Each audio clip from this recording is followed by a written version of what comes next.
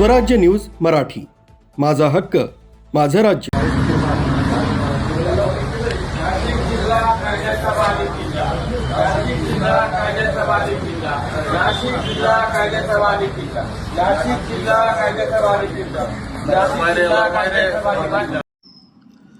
शस्त्र बाळगत नागरिकांमध्ये दहशत निर्माण करणाऱ्या सराईतासह त्याच्या समर्थकांना अटक करण्यात आली.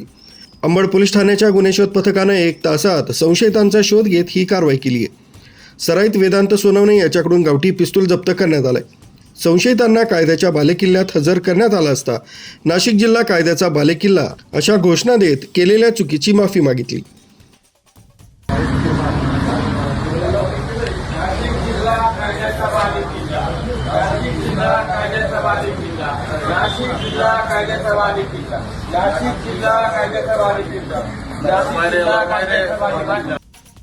राजरत्ननगर इथं मध्यरात्री हा प्रकार घडला होता. याबाबत अमोल खडके यांनी दिलेल्या तक्रारीनुसार संशयित वेदांतगिरी, वेदांत सोनवणे, यश आहिरे, हेमंत निकुंभ, आदित्य तायडे, प्रशांत पाटील यांनी घराच्या बाहेर आरडाओरड करत रस्त्यावर लावलेल्या दुचाकींची कोयत्यानं तोडफोड केली. रस्त्यावर उभे राहत कोणी मध्ये आलं तर इथेच कापून टाकील अशी धमकी देत त्या खडके यांच्यावर कोयत्यानं वार करत जीवे मारण्याचा प्रयत्न केला.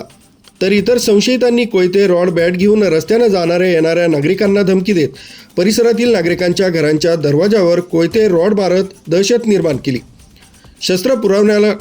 यावेळी शस्त्र पुरवणाऱ्याला देखील अटक करण्यात आली. दहशत निर्माण करणाऱ्या संशयितांना अटक करण्यात आली असून आचारसंहिता काळात शस्त्र बाळगणाऱ्यांवर कठोर कारवाई करण्यात आली.